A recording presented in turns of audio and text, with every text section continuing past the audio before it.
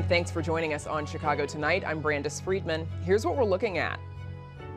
There are a lot of federal employees here because there are a lot of Americans here. It's not just D.C. President Trump's plans for the federal workforce hit Chicago, too. Meanwhile, USAID workers are caught up in a legal limbo. What the dismantling of the agency could mean both locally and nationally. And how scientists are unlocking the secrets of life in some of the most extreme environments on Earth. Now to some of today's top stories. President Trump has pardoned former Illinois Governor Rod Blagojevich, calling him a, quote, very fine person. 5 years ago, Trump commuted Blagojevich's 14-year federal prison sentence on political corruption charges. The former governor appeared on Trump's reality TV show Celebrity Apprentice before his 2011 conviction. He had served 8 years of his sentence before Trump cut his term short. While signing the pardon, Trump said Blagojevich was set up by a lot of bad people, the same people he had to deal with. An effort designed to remove guns from domestic violence situations becomes law in Illinois. Governor J.B. Pritzker today signed the measure known as Karina's Law. It removes guns from individuals who've had their firearm owner identification or FOID cards revoked due to restraining orders. The measure requires law enforcement to remove firearms within 96 hours of a judge issuing a search warrant. The law is named after Karina Gonzalez, who police say was shot and killed along with her daughter by her husband in Little Village, despite having an order of protection weeks before their deaths. Chicago taxpayers spent a record amount of money to pay out police misconduct lawsuits last year to the tune of at least $107.5 million. A WTTW News data analysis finds that's the most the city has paid for such lawsuits since 2011, and 43% more than in 2023. The city budgets $82 million a year for police misconduct lawsuits, but the actual cost between both settlements and jury verdicts ended up being 31% higher in 2024. That's the same year aldermen and the mayor scrambled to close a nearly $1 billion budget gap. And for more on the lawsuits, you can visit our website. Up next, thousands of federal workers in Illinois are facing a difficult choice. We explain next. Chicago Tonight is made possible in part by the Alexandra and John Nichols family, the Jim and Kay Mabey family, the Polk Brothers Foundation, and the support of these donors.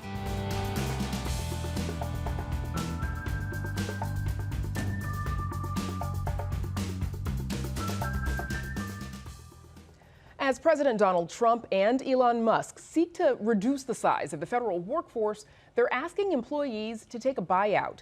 That's big in Washington, D.C., of course, but in the Chicago area, too. The federal government is the state's second largest employer.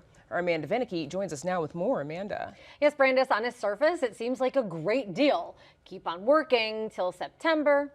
Not doing any work, but still getting paid. But many federal employees who in late January got an email from Elon Musk with the subject line, "Fork in the road," have been sweating it, like Lorraine Tarkos. Morale is at an all-time low. These are folks who are in the civil service. They're not political workers. We're here doing work that, can kind of be taken for granted, but it is in fact what keeps our air breathable and our water drinkable every single day. She works for the Environmental Protection Agency, but I spoke with Targos in her capacity as a local union leader.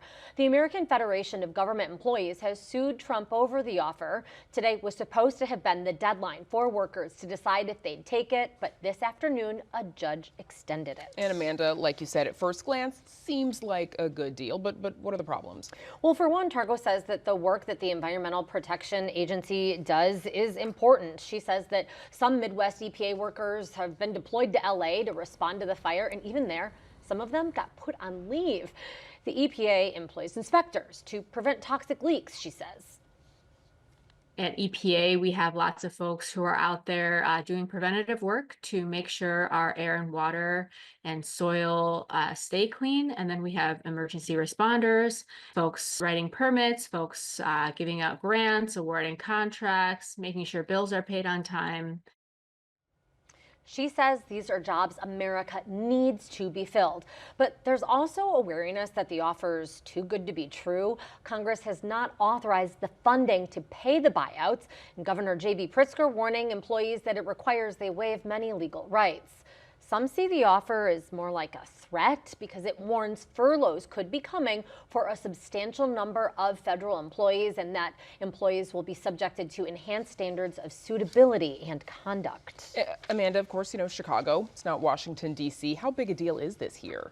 Well, it's a pretty big deal because you have, according to the Federal Reserve, 82,000 employees are employed by the federal government who are Illinois residents. And that does make it the state's second largest employer. Now, not all of these are eligible for that buyout officer. Mail carriers, for instance, are exempt. But the Chicago area has federal employees that work for Social Security offices, Veterans Affairs, the SEC, the Department of Labor. Some are USDA inspectors. There are prosecutors at the U.S. Attorney's Office, all wondering about their fate.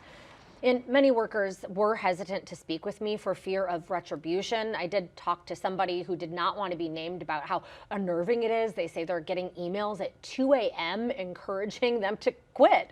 And this worker says they're planning to stick it out, but admits that not all coworkers may be able to do that. Now, by the way, Brandis, the Attorney General has filed a court brief, a friend of the court brief, that is in support of the union's efforts to put a restraining order on this buyout.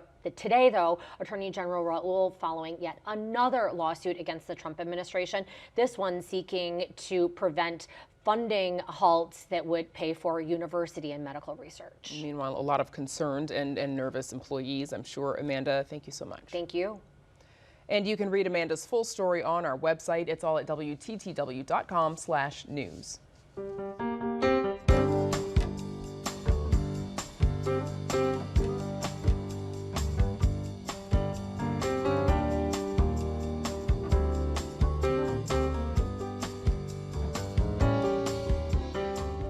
Thousands of people who work for the U.S. agency charged with delivering humanitarian assistance overseas are currently in limbo. This as the administration plans to shut down thousands of programs and cut the number of USAID workers from over 10,000 to just 290. Senior officials have been put on leave while thousands of contractors have been laid off. It's part of President Trump's effort to improve government efficiency and minimize spending. But a federal judge has temporarily blocked the administration's plans to place 2,200 workers on paid leave. Joining us now are Catherine Bertini, Distinguished Fellow at the Chicago Council on Global Affairs, and Ted Dabrowski, President of WirePoints, a nonprofit focused on research of Illinois' economy and government. Thanks to you both for joining us. Thank you. Catherine Bertini, starting with you, please first give us a sense of what USAID does.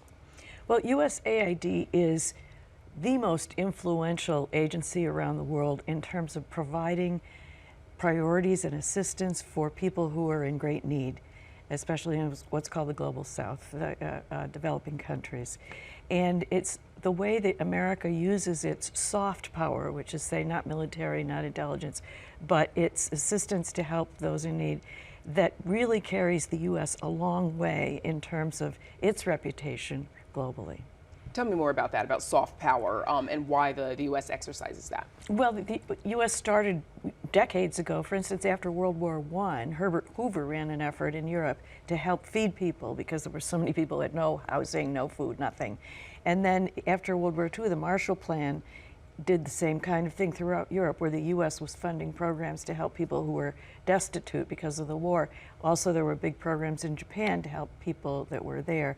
So the U.S. started, before President Kennedy created USAID, with a lot of support from people around the world who were appreciating that the U.S. cared enough to try to rebuild and to try to support people who were hungry and in need.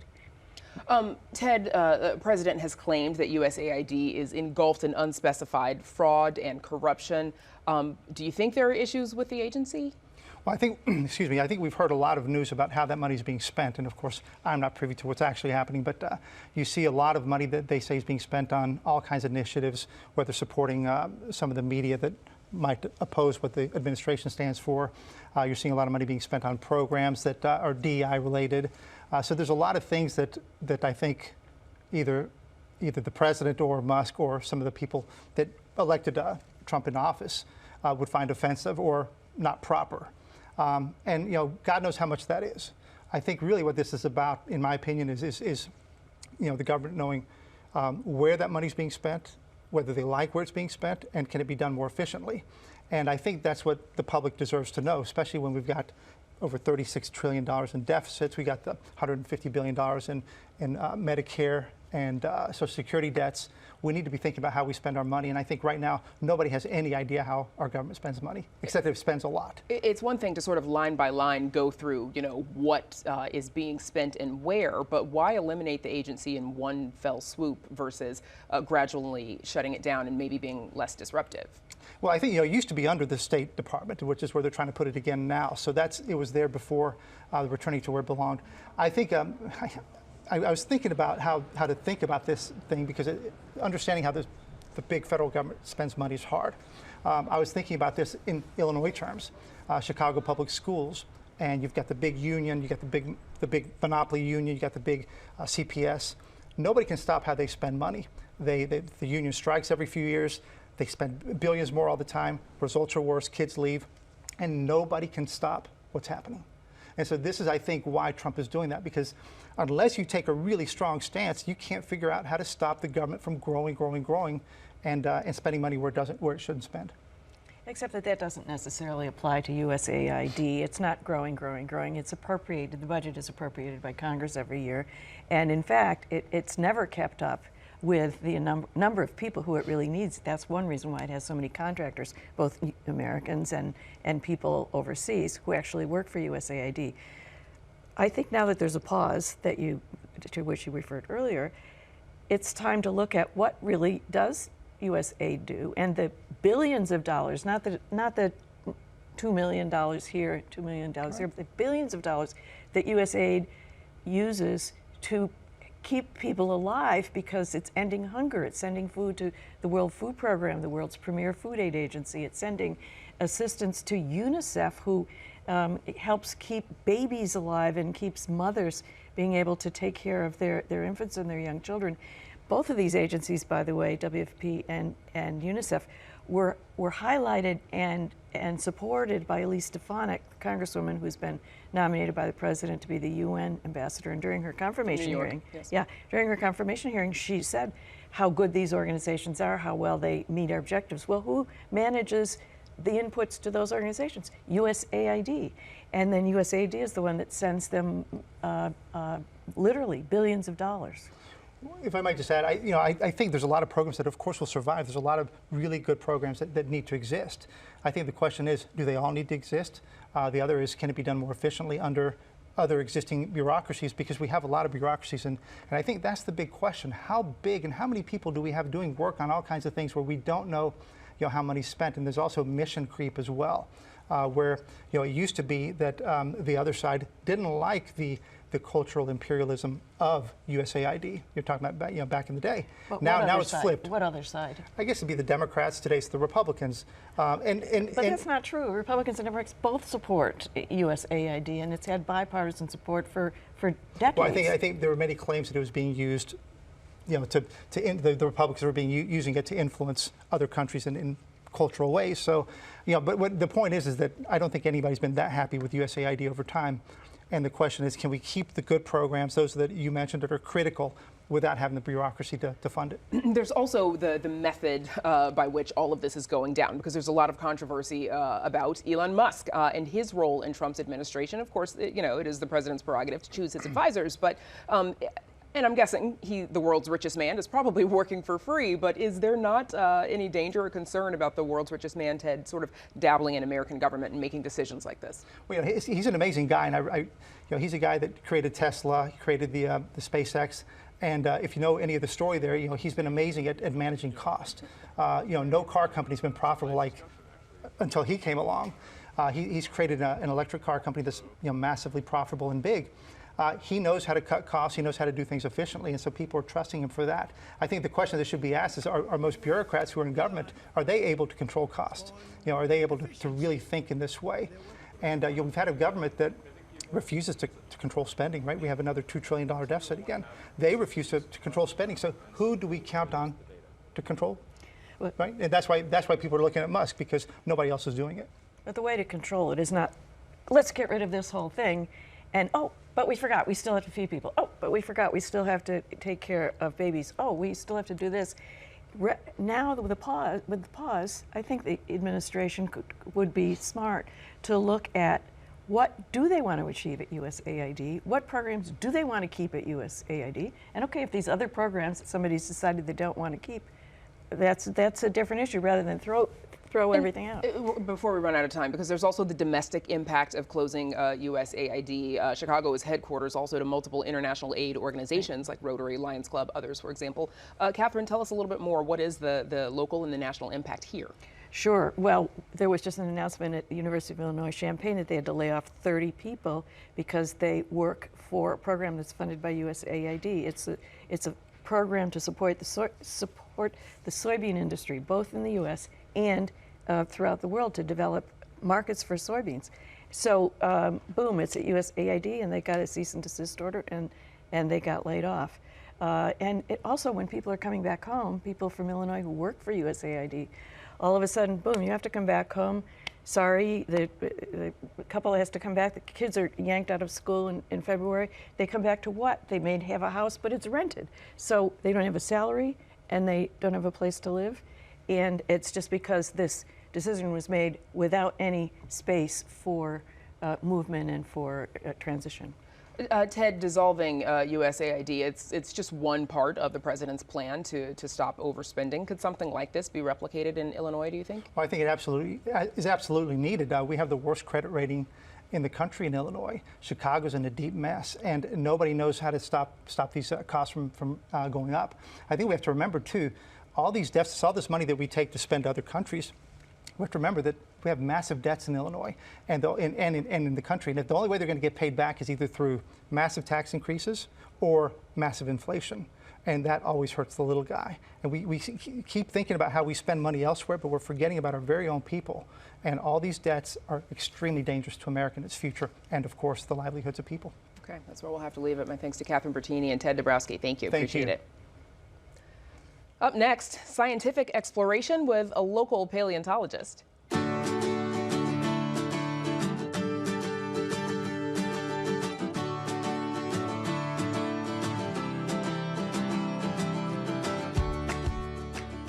For this next conversation, we're going to the poles. Nope, not to vote. We mean the poles of the Earth. University of Chicago paleontologist and author Neil Shubin has been on multiple expeditions to the Arctic and Antarctica. Those trips have produced groundbreaking discoveries about the evolution of life, including the missing link fossil Tiktaalik. Now Shubin is out with a new book that celebrates the incredible variety of scientific research and discovery in these extreme environments. The book is called Ends of the Earth: Journeys to the Polar Regions in Search of Life, the Cosmos, and Our Future. And Neil Shubin is back with more. Welcome back. Good to see you. It's great to be here again. How many polar expeditions have you been on now? I've been doing it for over 3 decades, so probably about 25 of them. Okay, 3 decades. So you started when you were a baby? Yeah, exactly. Obviously. No, I was like 6 years old. Yeah. Yes, exactly. So in this book, you write about your first expedition to Greenland in 1988, looking for fossils. What are the challenges, the dangers of conducting research in such remote and really inhospitable to human kind of places? Well, for me, the biggest challenge was I didn't camp much before. I didn't grow up as a camper or anything like that. No outdoor experience. And so here I am taking a small plane for a 3-hour ride to Greenland with 3 other experts who really kind of knew what they were doing, fortunately. But when you work in these places, the temperature can be 0 to -20 Fahrenheit. You're living in a nylon tent for 4 to 6 weeks. It's daylight 24 hours a day in summer, dark 24 hours a day in winter. There are polar bears. Polar bears eat people. There's a lot of stuff. And all the food has to come in. Logistics is really important. You may be 300, 400 miles from other people. So it's really remote, really extreme. The conditions can be really harsh. And you have to know what you're doing to not only survive there, but to do the science. And I would imagine you have to be ready because the weather can turn on you. at any point. You kind of have to be ready for everything, you know, because you make plans to work in these places, and by the time you hit the ground, the weather can change, the planes and helicopters can have mechanical problems, so you really have to be able to adjust on the fly to make an expedition work. So it might be tempting to think that, you know, the challenges of working in both the Arctic and the Antarctic are pretty similar, right? Essentially the same, but you write that your experience to the Arctic was like a quaint family camping trip. Oh, yeah. Compared to the Antarctic. Why is the Antarctic, the South Pole, so much more difficult, more challenging? Yeah, I mean, my trip to the Arctic was it was almost like being in the Bahamas compared to balmy. Yeah, exactly. Well, Antarctica is a continent, so it's land. The Arctic is not, and that's a big difference. So with the Antarctic, what you have is a series of mountains that poke through the ice, and the ice can be at 7,000 to 10,000 feet. So you're at high altitude, you know, surrounded by thousands of miles of ice. You know, it is a continent the size of North America. So it's colder, windier, and drier than the Arctic, at least in the places we've worked. So it's much more extreme. It's larger, so you have to really, you know, travel over long distances. You know, it's a whole different kettle of fish working in, kettle of fossil fish, if you will, working in the I see what you did there. Yeah, that's interesting. So tell us about the range of science that's being conducted in polar regions and the importance of some of those scientific discoveries. Yeah, you know, working in polar regions, and this is what I wanted to capture in the book, changes the way we see the world. It really does, because there's so much science about there that tells us about our past, our present, and our future. You have people looking at the rocks of Antarctica below the ice or even exposed that tell us about ancient environments, about what the poles looked like millions of years ago and how ice actually formed. We have people working on satellites to tell us about the movement of the ice. We have people working on meteorites, which tell us about the origin of the cosmos. There are telescopes in the clear air of the polar world that tell us about the origin of the cosmos, of the universe since the Big Bang. So it's science that tells us about ourselves, our biology, our history, the planet, and the cosmos. It's remarkable stories, and I was so privileged to tell them. Yeah, a few examples that you write about. You mentioned like ancient environments, for example. There was water found? How far into the surface? When you go to the center of the ice cap, you can go 2.5 miles below the surface of the ice. There are lakes the size of Lake Ontario. There are about 600 lakes below the ice, miles below the ice in Antarctica. And it gets even stranger. When you look inside the water of that ice, you find microbes, creatures, living creatures that have been separated from the rest of the planet for millions of years. That's the crazy science that we get by studying these polar regions. Are those creatures, I imagine, probably unlike anything that we are used to seeing, that we know about on the rest of the planet? Their ecosystem is very different. They don't have any light.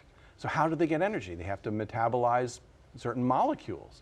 They have to, have an ecosystem which is entirely different from the ecosystems that exist on the surface. So whole worlds exist under the ice. That's fascinating. Okay, so you also tell us about something called a musk ox garden. Oh, yeah. Which is fascinating. Go on. Musk ox garden. We would run into them from time to time, and it's a remarkable thing because when you think about the tundra of the Arctic, it's barren. But occasionally you'll see flowers. Occasionally you'll see green.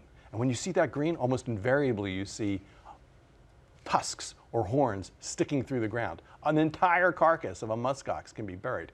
And the reason why we call them gardens is because life springs from these carcasses. As they decay, the nutrients enter the soil, the rock, and life springs anew. Springs anew. And we're just looking at a picture of it as you were speaking. Yeah. I'm not sure the rest of us know much about musk oxen. About how big are those? Like how big was that tusk? Yeah, it could be about think about the size of a Mini Cooper car with horns and fur. Mini Cooper with horns and fur. Yeah, that's what you got. Okay. Ice at the poles, it's relatively rare in the Earth's history. Yeah. But it is, as far as humans go, it's all we've known. What are scientists learning about how our climate has changed by studying ancient ice cores? Most of the history of our planet, over 4 billion years, didn't have ice at the poles. Ice really started now at the poles, about 3 million years ago, just at the time when our species started to separate from other primates. So much of our evolution happened during a time of ice. So we are defined in many ways by the ice that's at the poles. Now the thing to think about is 8% of the surface area of the Earth is polar, but 80% of the fresh water is locked in that ice. So it's remarkable. One of the things that's going to guide our future is what happens to the ice at the poles. As it melts, it can change our world. Okay, what's next for you? What's next for me is I'm going to go on a book tour and talk about the book, and we're actually now working on fossils that we found since our most recent polar expedition in July. So we're working on those fossils. I'm sure you'll be back to tell us about those when the time is right. I look forward to it. All right, Neil Shubin, thanks so much. Good to see you. Thank you. Again, the book is called Ends of the Earth, Journeys to the Polar Regions in Search of Life, the Cosmos, and Our Future. And we're back right after this.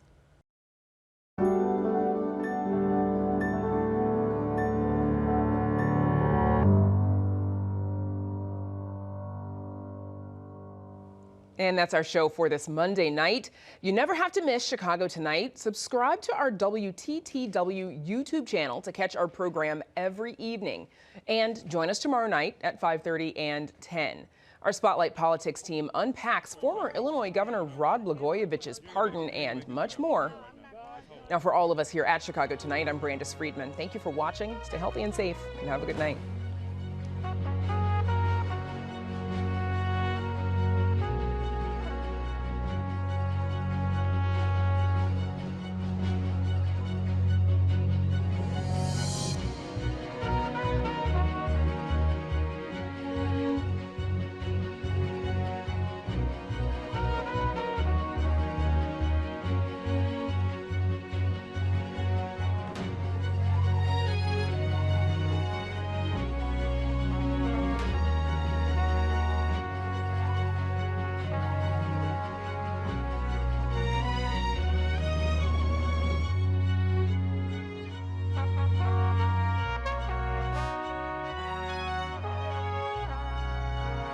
Closed captioning is made possible by Robert A. Clifford and Clifford Law Offices, a Chicago personal injury and wrongful death firm that supports free educational initiatives in the legal profession.